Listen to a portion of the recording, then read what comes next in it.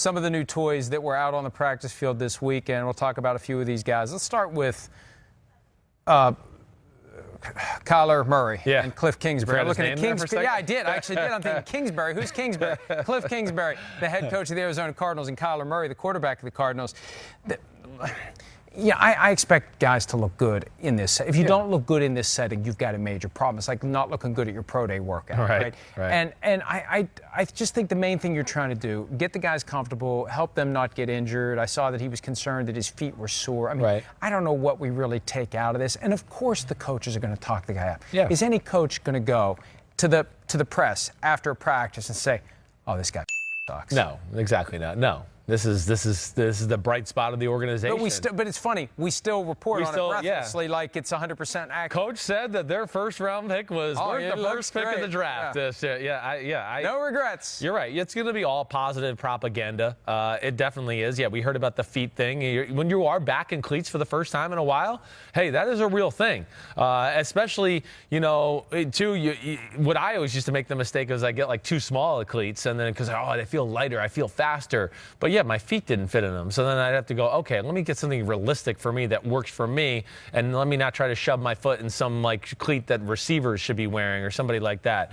But hey, yeah, I don't expect anything different from Murray as far as hearing anything different from that standpoint. I do think he's a phenomenal talent. Like you said, it's a setting that's going to be conducive to him anyways. There's no pass rush. They can't hit him. That's the one thing we worry about, right? And the other thing, too, people forget he's been in this system. It's not going to be much of a learning curve.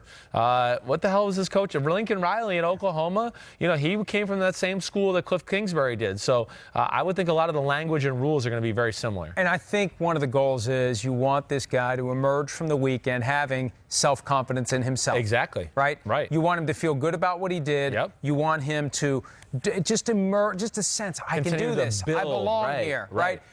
It's exactly what I thought it was going to be. This is easy. This is fun. I'm happy. And then you keep working your way toward. You maybe script for success in these things, right? Where in practice, the coach might tell Kingsbury might tell the defensive coach, run this coverage. And then he's going to call the perfect play to kill that coverage. But it's going to build some confidence in the young guys. Like you're saying, Kyler Murray's going to go, I just threw a 25-yard completion right down the middle of the defense. Even though the coach set it up, nobody else is going to know that. Kyler Murray's not going to know that. But it does build the confidence. We expect Kyler Murray to be the starter week 1 for the Arizona Cardinals, even though there's been a little bit of mixed signals from the head coach and the GM. He'll be the starter. We didn't know what to expect with Washington. Yeah. And quarterback Dwayne Haskins taken 15th overall. Haskins told me before the draft, I'm fine with whatever. If I play right away, fine. If I sit for a year, fine. I'm fine with whatever. Jay Gruden, and, here's the thing, the same thing.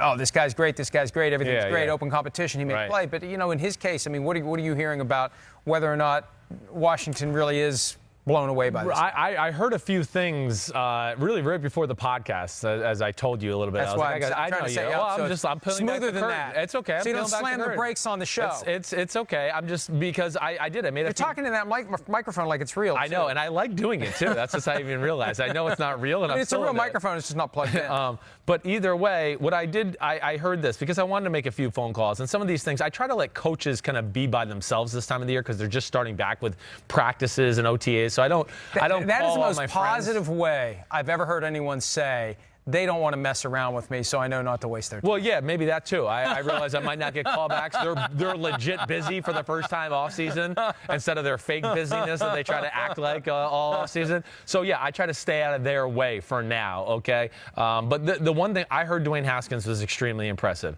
I heard that Jay Gruden was a little bit taken aback by how awesome Dwayne Haskins looked in person, as far as some of the throws he made and just the quality of the football. Sounds like he's not the only Gruden brother who doesn't watch film of his rookie quarterback. Well, I would think that Dwayne Haskins, and we heard a lot of these rumblings right before the draft, that the Redskins coaching staff preferred Daniel Jones, and I think there's some realness to those rumors. From everything I know, that is real, and that Dan Snyder and other people in the front office favored Dwayne Haskins. So either way, I think Dwayne Haskins impressed Jay Gruden, and like Haskins is not the type of guy that usually Jay Gruden likes.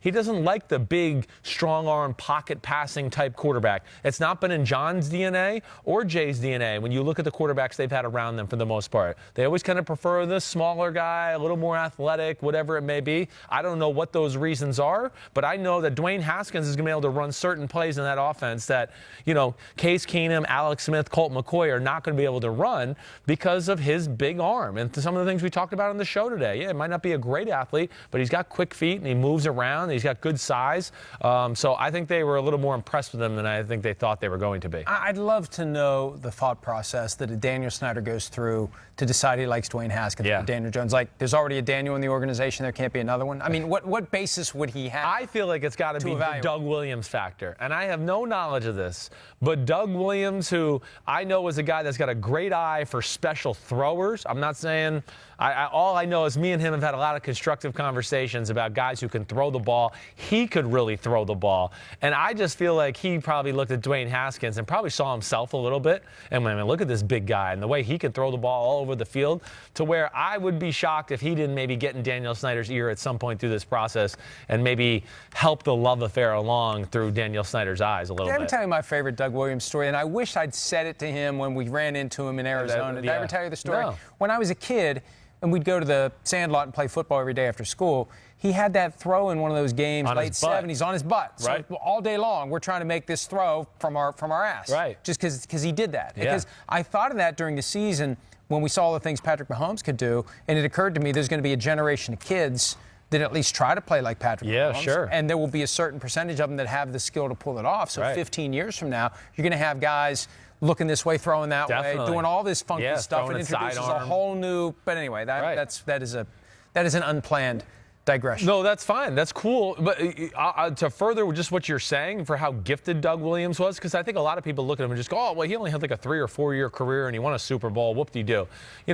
First of all, he was a big-time talent. My dad has said before, I know publicly, that Doug Williams is one of the greatest throwers he ever saw in person. I mean, my dad's put him in the class of like Elway, Dan Marino type thrower. I'm not saying the quarterback part of it, but there's some special attributes about his game for sure. He won a Super Bowl at a time when if you fell behind by 10 points, you were done. Right. And they were down 10-0 after a quarter, and they exploded in the second quarter. To hold it together after that kind of a start in an era where for 15 years it was like that. It was Super Bowl 10-point blowouts. lead, it's over. Right. They just fall apart. Too much pressure, they just fall apart. And he was the first one who didn't fall apart. All right. So do you think Haskins starts week 1 based on what you hear? I feel like he has more of a chance than I thought, or maybe that I gave him credit for. I'm going to say the same thing that I've even said to you. Haskins is what's going to be really phenomenal there. It's the first day he gets, I think I said this in the show last week, when he gets on the field for the first time next to the other quarterbacks, the players see his size and see the way the ball pops out of his hands.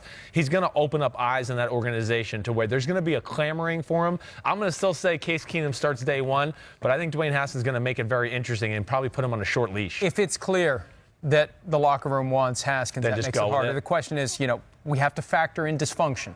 Washington may not listen to the locker room and do what they want to do. Yeah, right. All right, Drew Locke. Yeah. He's going to watch Joe Flacco get the first team OTA reps. I think what they're doing in Denver is it's Flacco's job to get injured and eventually to lose. Right. That they're not going to bench him for performance.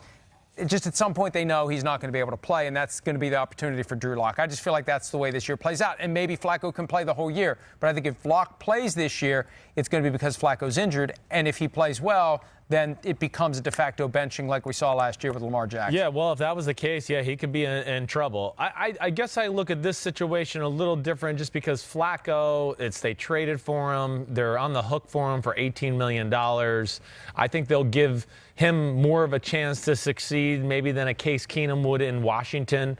Plus, Flacco has won a Super Bowl, been in a number of big-time playoff games, really been awesome and playoff big-time football throughout his career. So I think he gives the organization and the offense a confidence from a guy who go, okay, this guy's been there, he's done that. Drew Locke, a phenomenal talent. I loved him. I think the big knock on him was that, there was a few things in his game just as far as technique aspects and little things that he needs to brush up on that scared people, I think, out of Missouri. So this is a good opportunity. But, yeah, I mean, again, I think Flacco will be the starter here. And I think he will continue to be the starter unless just the things totally fall apart in Denver. But offensive line's better. Emmanuel Sanders, that's going to be a big question for that offense to see where that goes. And their defense is good, so the quarterback doesn't have to save the day in Denver. One thing to keep in mind about Drew Locke, he had 3 different offensive systems in 3 years at Missouri. Yeah. He learned a new system every year. Right. And I think that is a factor, a positive factor, as he learns another system. And it was more of a pro-style system as last year, so maybe that helps the transition a little bit more easily than it otherwise would have been. But I think they're going to have him ready in the event they need him due to health. Right. And other than that, we're going to see Flacco all year long. And they made him third string, right, to start, which is like, I know like some people go, oh, I mean, gosh, they made him third string off the bat. That's not. Who's second string there? It's the Kevin Hogan kid they signed. Oh, my God. Right. But this is what the teams do. You work your way up. Earn it. You build confidence. Right. You build confidence. And the message to everyone is he's not being given it. Exactly right. The rest of the team goes, oh, okay, oh, yeah, he did that. Where were you on the depth chart? 3. I mean, until. And then you were 6? Gosh, I was 3. I mean, even in year 2, when I had clearly become kind of number 2, Gruden would still make me be 3 some days just to like go like, hey, nothing's given to you. You got to still keep staying on your A game. Were you the emergency guy? Was that the rule then? The 46th man was the third string quarterback who couldn't enter the game before the fourth quarter, and if he did, the other quarterbacks couldn't come back? My first year of my career, yes, I was that guy. And then year 2, I don't even know if that rule was in place quite yet. Right at the start. It was early on in my career when it got changed. I'm trying to think of like my first 2 or 3 years if that was still the rule. At some point, they just went to a straight 46-man roster. Yes. But I can remember there was a time where you had that you could have 46 guys, but only if the third guy was a quarterback who was an emergency quarterback only. Yeah, I feel like that was like year 4 or 5 of my career when that rule got changed. So early on, I think all 3 guys could be dressed and you could play at any point. Depending on who got asked to be in. But yeah, that first year, second year, even in preseason football, I know Gruden one year, we went back to Houston. My second year, I was the backup all training camp. The first 2 or 3 preseason games, I was the backup. Then I went back to Texas, and it was Houston, and I think Gruden wanted to like check my ego at the door maybe one more time, and he made me go in with the third group. He wanted to see how I was going to do because I was going to be pissed off that I was around my Texas, hook 'em horns alumni in it, and I'm going in third. I think he wanted to see if I pouted, if I let it affect my play on the field. It didn't. I played really good, and I still was the backup. Quinton Williams, we had some fun with him on the show today. His enthusiasm. Yeah. Let's take a listen to it, and then we'll react to it on the other side. Here's Quinton Williams talking to the media over the weekend. First walked in, I'm like, man, it's Leonard Williams. Like, he a beast. He from USC. I should give props when props due, basically. But yeah, I was being a little fan, and we just worked out together and stuff like that. When I get to meet people, I be like, man, it's dope. Like, I met Le'Veon Bell yesterday, and I'm like, whoa, like this Le'Veon Bell, like the number 1 running back in the NFL. Like, it's just crazy. So but I know I'm one of the people too, though. So it's like, but I don't really look at it like that, though. So like, I met Sam Darnold. That's crazy. Like, bro, you Sam Darnold, Jamal Adams. I'm like, bro, I got Jamal Adams on my ultimate team. So it's like, that's crazy. Okay, so Quinton Williams has a great personality. He does. Big smile. He's just happy to be here. You interviewed him before the draft. Yeah. And it reminds me of a clip that I saw making the rounds on Twitter within the past couple of weeks. It's Pat Summerall and John Madden doing a game in the 80s or 90s, talking about that Burt Reynolds was in a box. Right. And Pat Summerall was asked by John Madden what kind of a player was Burt Reynolds in college because he played at Florida State. Sure. And Summerall said, well, he was a really nice guy, had a great personality. And that told Madden everything he knew. He said, yeah, you don't want to hear about a defensive back. He's a nice guy. You don't want a guy like that to be a nice guy. Yeah. And he talked about Charles Haley, like, that guy's, there's a guy who's not a nice guy. And of course, we didn't know half the stories. We didn't know a tenth of the stories about Charles Haley publicly at the time. Here's my question about Quinton Williams as it relates to a guy like Charles Haley. Right? Is Quinton Williams too nice? Is he going to be able to be a killer when he needs to be? Right. Okay. It's a good question because defensive tackles usually are not like that. I think that's why he gets, first of all, people like him because defensive tackles they're famous for being ornery a little bit, where, they're edgy. The defensive tackles in the locker room are the guys like you want to mess around with and have fun. Ornery, isn't it? Like ornery? Ornery, that's the word I was looking for. Right. You know what I meant. Like Henry. Hangry. I felt like I had hangry from Snickers. He's angry and hungry at the same time. But I don't think niceness matters. As far as like, no, you can turn a switch on and become a different guy when it's football, when it's time to play football. I'll go back to like a guy like Brian Dawkins. Brian Dawkins, who I played with, Wolverine, right? 6 days of the week, it was, bless you and this and that. And he was soft-spoken and he barely talked. Hey, Chris, great job today at practice. And then all of a sudden you walk around, you come in the locker room on Sunday, and all of a sudden he's going, woo! It's game day! And he's rolling around like Wolverine, and you're like, what the hell?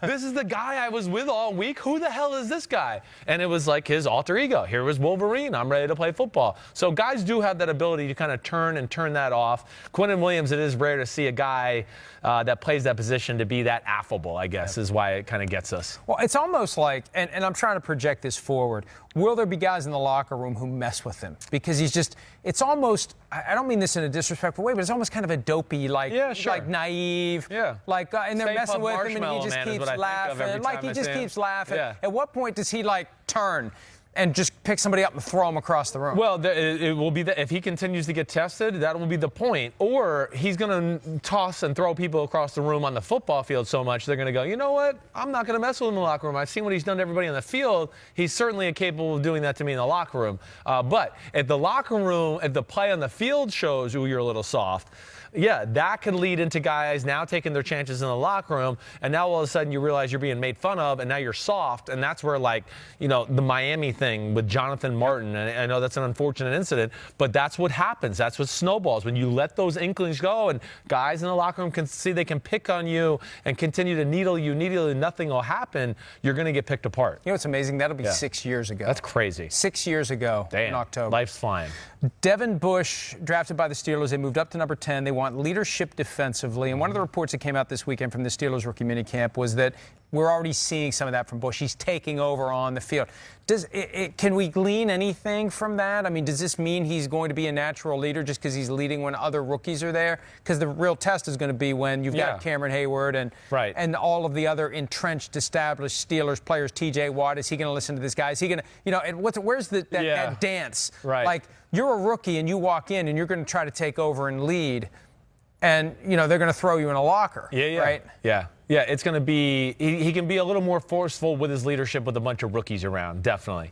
And yeah, you can glean something into that to know, okay, gosh, this guy's a vocal leader. He's not afraid to, move people around or get them in their right position. He's not just going to sit back and, just be some quiet guy who, I hope it works out. So yeah, there's certain things there that you certainly can glean that. Now he'll have to adjust that when some of the names come into town like you talked about, Stephon Tuitt, Cam Hayward, T.J. Watt. Yeah, he might not maybe bark around at them as much, but I think what it does is shows, you always hear the phrase with middle linebackers, like he's the quarterback of the defense. And man, there's not a defense that's more real with than Pittsburgh, the Blitzburgh defense. They have so many checks and things they do at the line of scrimmage to kind of change what they do on the defensive side of the ball, that you need a guy that's smart and able to bark orders, and he certainly seems like that kind of guy. And I would hope that they already knew he was that type of guy when you trade up 10 spots in the first round to go get him.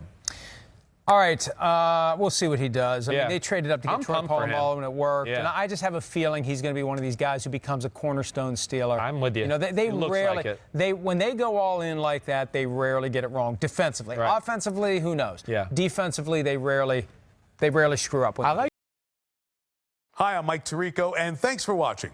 Make sure to hit subscribe for the latest news and highlights from NBC Sports.